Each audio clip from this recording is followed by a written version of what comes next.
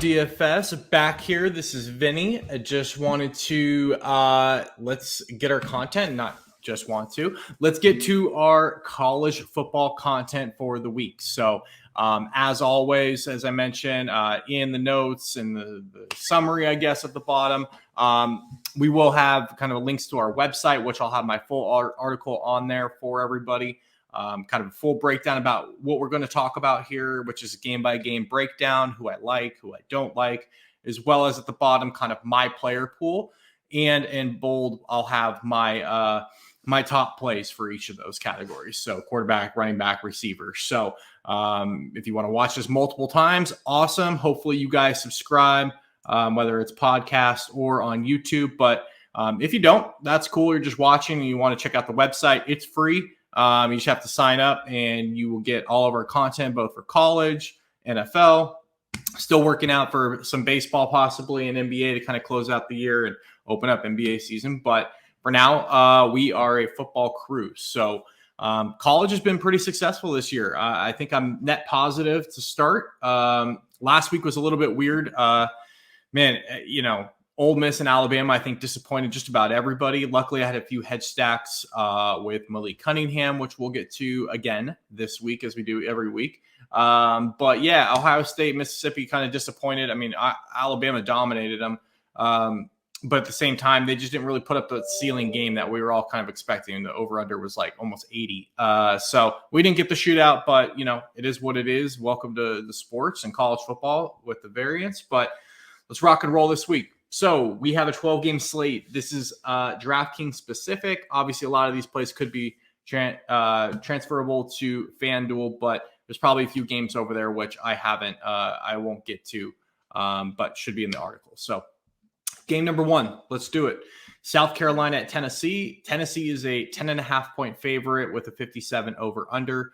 Tennessee stormed out last week and showed out. They looked really good for the first time, I feel like, in a while. Gave people some confidence. Are the Vols back? We'll see. South Carolina is not very good, in my opinion. They're giving up 144 yards on the ground. Their pass defense is in the top 15 right now. So, take that for what it is. But my lean here is to attack them on the ground. Tyon Evans absolutely blasted Mizzou last week. He went for 156 and 3 scores. I know one of those was like a 98-yard touchdown run. But with Jabari Small questionable, Evans becomes a really good play on this slate against South Carolina's defense. Again, that's getting pretty shredded on the ground. So if you do want to take flight and attack the air game, Hendon Hooker, again, he looked good last week. Hopefully he can, make it 2 in a row. We'll see. But again, as I mentioned, the Gamecocks aren't bad against the pass. So, they could exploit them, but are they going to get a ceiling game? I don't really think so. Velus Jones and Cedric Tillman are probably the two options that I would say if you're going to stack there, who I would pair with Hooker. And then the Vols, as far as their defense goes, they've been, again, okay, nothing special, nothing to write home about. They're not Georgia. The over-under is 57 in this game, which is kind of interesting. So we should see some points. There's just not a lot to love on the South Carolina offense. For me, I have one guy that I have in my player pool right now, and that's Josh Vann at receiver. Price point's right. He's one of the main targets on the offense. But, if you want to take some shots, go right ahead. I just think there's some better games to attack than South Carolina's offense here. So that pretty much wraps up game number one. Let's get to the Red River rivalry. Oh, I bungled that. Rivalry. Look, everyone thinks of this game, and it is passing, right? Like that's where it's going to be. But I think there's one storyline that's going to take this game and just who decides it is, can Oklahoma's really good defense shut down Bijan Robinson?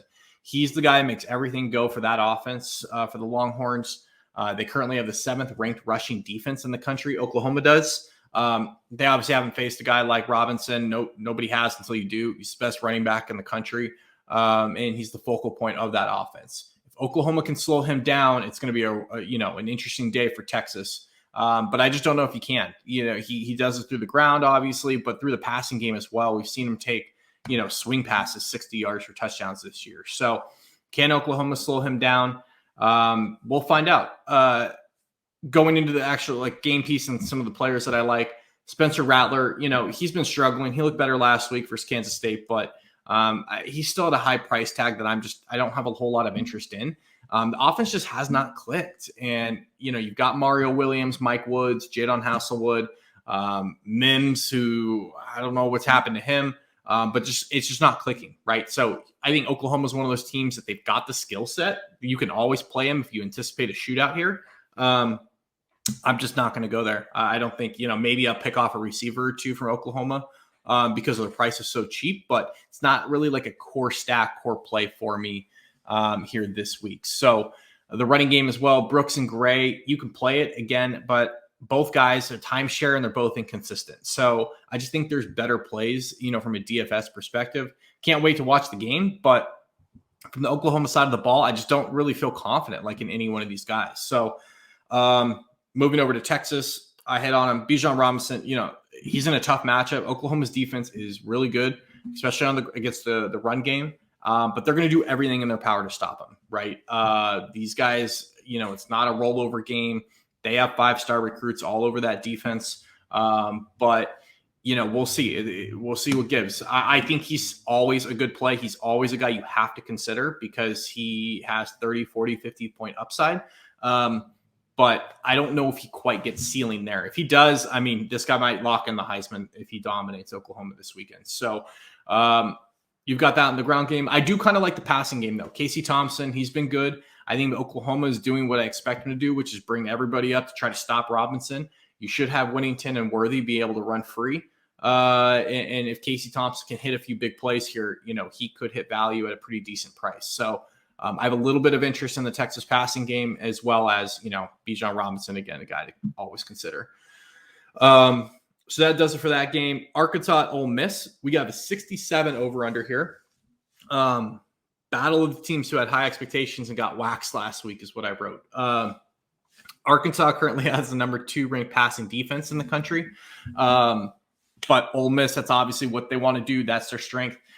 Look, Arkansas is really solid where they're really, they play good defense, like fundamentals. They don't give up a lot of huge plays. You saw it versus Georgia. Georgia just ran them over like a bulldozer. But I think overall they play pretty sound defense. But Ole Miss, this is where their strong suit is too, right? Like they want to air it out and they want to go high flying. So I think Ole Miss can exploit them here a little bit. We'll see how Arkansas bounces back. Is like, again, they were the hot topic of the week and they got pretty roasted. I don't know if that repeats or what, how they're going to come out and look. Hopefully they bounce back here. But Matt Corral, again, he's someone you always have to consider, right? In that offense, he's going to be a guy who's going to continue to air it out. Dontario Drummond is awesome. Braylon Sanders is now number 2 there with Mingo being hurt. And then on the ground, you have Jerrion Ely if he's cleared to go. If not, Henry Parrish becomes a really good play for this week. Again, Arkansas, I think, is pretty solid. But, with this high-flying offense, like a guy who's, pretty cheap and is going to give you the bell cow in that backfield, I think is a really interesting play. Arkansas, KJ Jefferson, I like this spot to bounce back here. And I like the game flow or the game script of what I expect, which Ole Miss is going to score here. KJ Jefferson is cheap once again. And you've got Traylon Smith at running back who's okay. I'm not like overly hyped on him, but he's not a bad back. And then you've got Treylon Burks, who obviously is going to be your pairing option with KJ Jefferson. So if you go here, I think it's a pretty cheap way to bring it back. Like it's an interesting game to stack.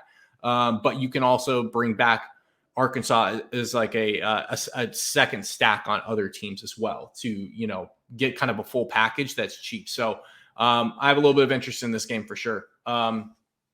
Next up, West Virginia at Baylor. I don't know, man. 44.5 over under, it's just low. Jerry Bohannon's really the only quarterback I would play in this game. West Virginia rotates guys, and neither really does it for me. If you're going to go there, Tyquan Thornton and RJ Sneed are the 2 receivers that I'd want. On the West Virginia side, Letty Brown, obviously, I'm just kind of a Letty Brown mark. He's dropping in price, and I still think he's really, really good. I know Baylor's defense is solid, but they're going to keep giving Letty Brown the ball. So I'll continue to play him.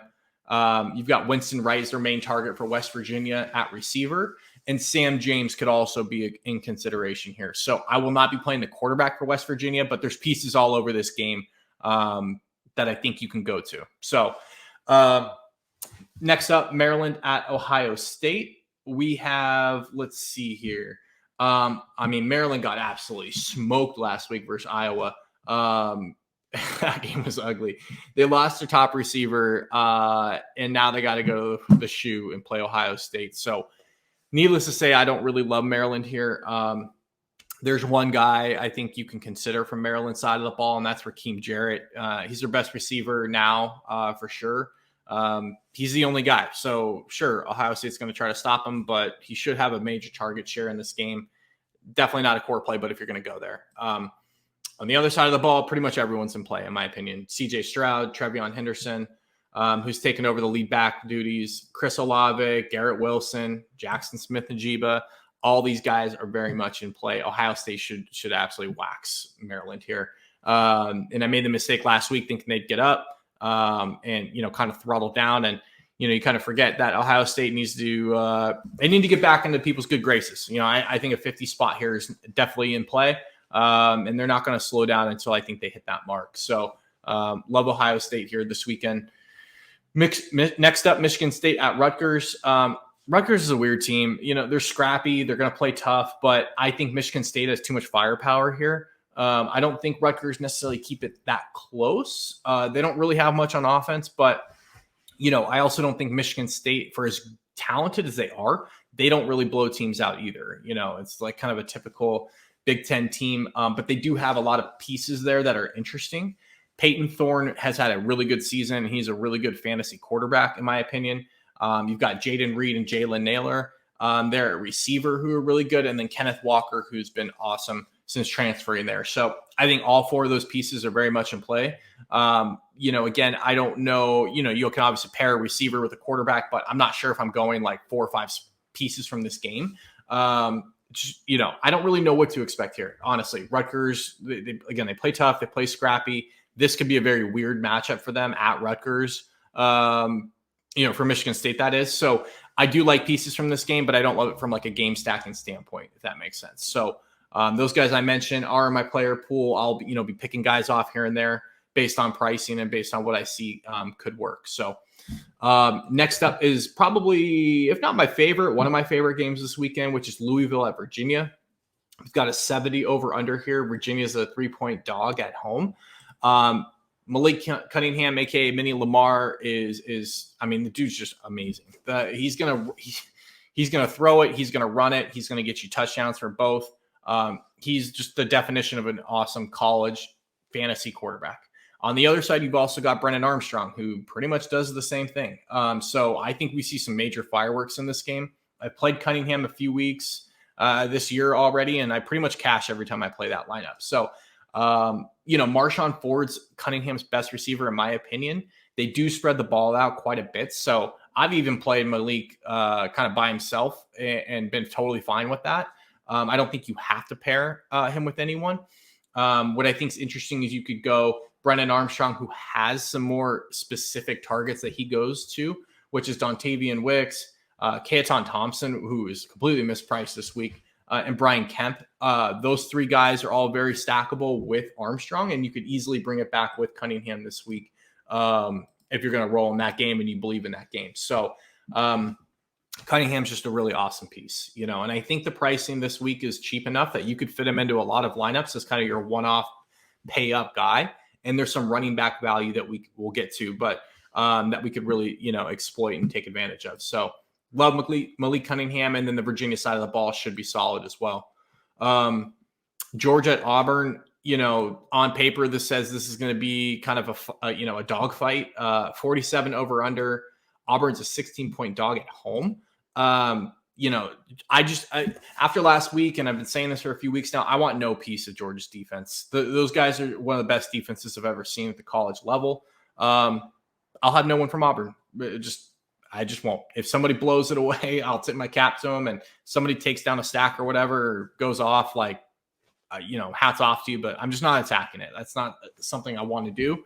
I also think Auburn's defense is solid. They're not amazing, but the only guy I really have interest in, you could go to Brock Bowers for Georgia, but he's priced up a little bit, which I don't love.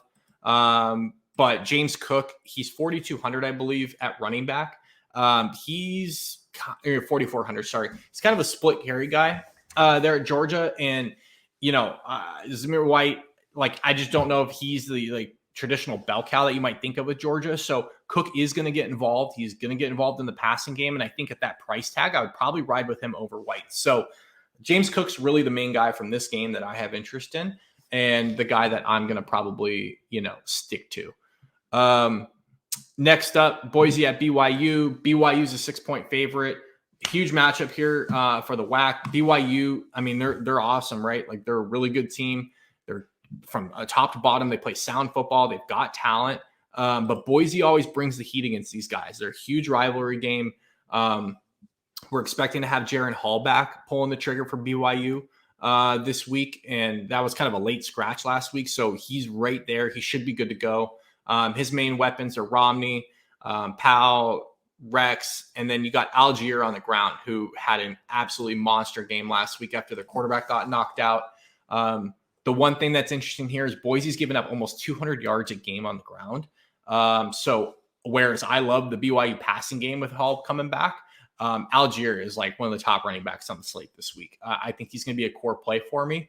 The dude is really good. It's just a matter of, does this turn into a little bit of a shootout and they get away from it? But he can break long runs. He's your goal line back. He's your do-it-all guy. So, he's priced up a little bit, but rightfully so. He's in a really good spot this week. On the other side of the ball, Boise, their ground game's a mixed bag. They have one guy that's banged up. No matter what, they're going to split 2-3 guys back there as far as carries and target share. I'm not going to go there. Again, I hate running back split backfields unless there's extreme value and there's a guy that's a pass catcher or he's a freshman and he's just getting touches, but he's electric. That's not Boise's situation. They just rotate guys. So if I'm going here, I will have a little bit of interest in the passing game. Hammer and Hank pulling the trigger for Boise at quarterback. He's priced a little bit higher than I'd like, but his two weapons, Khalil Shakir, Stephon Cobbs, have been super, super dynamite in terms of fantasy this year. So both those guys are sweet. So you could game stack this. I mean, it's 57.5. I think this goes way over, to be totally honest with you. But this is an interesting game for sure. Yeah, I like it. Wake Forest at Syracuse. So Syracuse is 6-point dog, 57.5 over under. Wake's been one of the best stories of college football this year. Sam Hartman has been great. The team's been great, undefeated. Look, Ja'Cory Robertson, A.T. Perry, and Tyler Morin all have been really good weapons for Hartman, and I think you could definitely look here. The running back situation, look, they split carries, but it's kind of like a hot hand, and it's been for the last couple of weeks trending towards Justin Ellison. He's the guy that I have some interest in. Let's see, I'm not seeing his price here, but Justice Ellison is a guy I have some interest in, as well as the passing game. I just don't think Syracuse is great. Their defense is okay. It's kind of middle of the pack, but I think Wake Forest has been awesome. And so I'm going to keep riding that. On the other side of the ball, you got Sean Tucker. He's their main option. He's their main running back. He's really, really good. This is what Syracuse wants to do. My biggest concern here is game flow.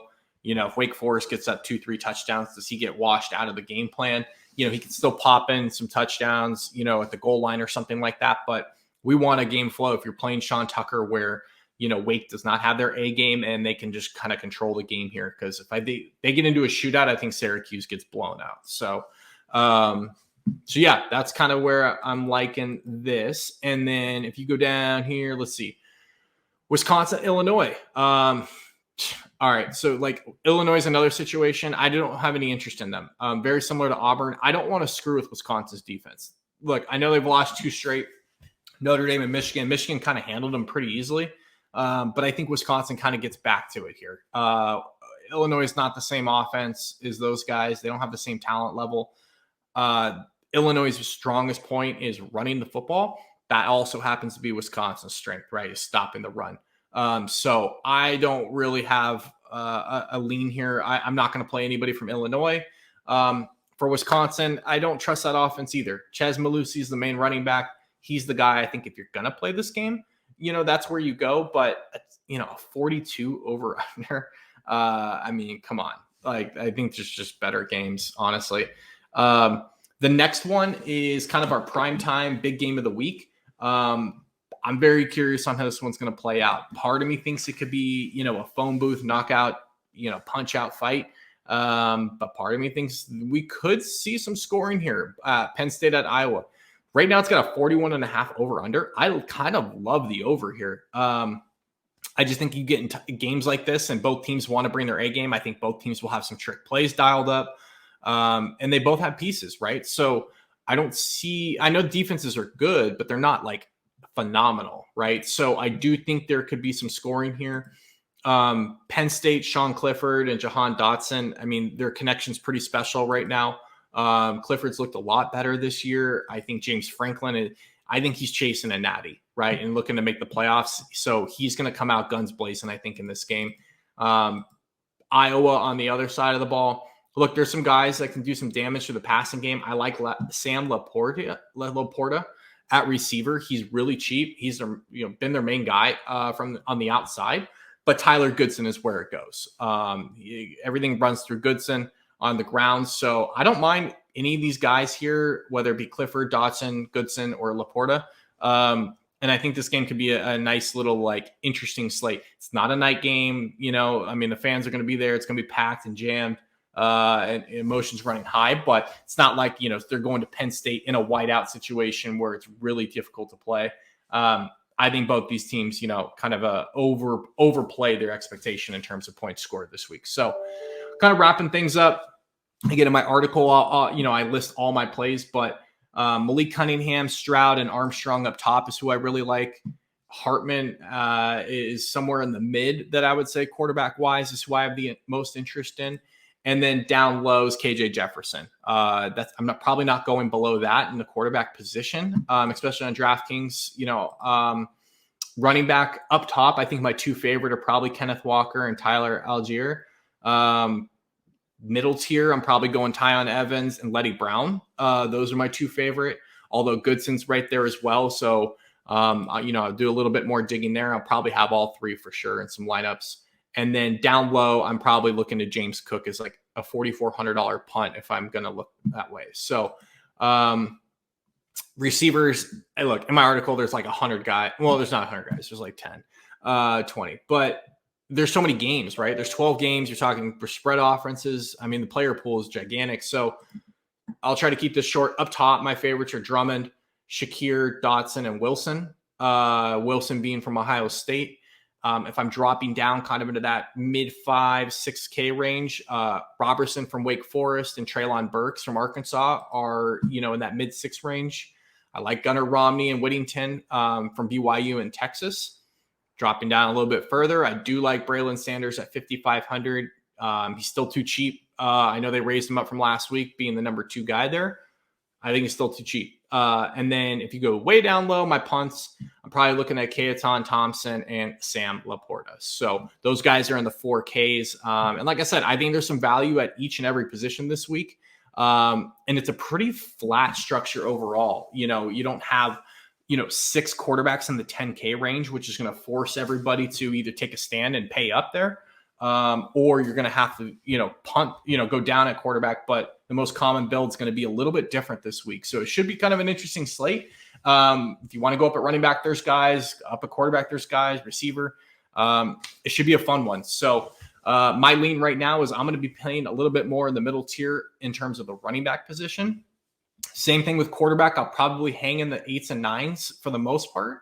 And then the receiver, it's going to be much more of a balanced lineup, I think, this week. So not necessarily a stars and scrubs, but should be a fun one. So I will be posting updates to my article leading up to kickoff Saturday morning. So you'll see those at the top of the article. That's why I say subscribe. Make sure you follow me on Twitter as I'm retweeting things and posting things when I see news coming out. I'm at Vinnie Levine 29. And then again, subscribe on the website and keep checking the article leading up to kickoff as I'm always adding and taking guys off. So that pretty much does it, guys. Until next time, that's all.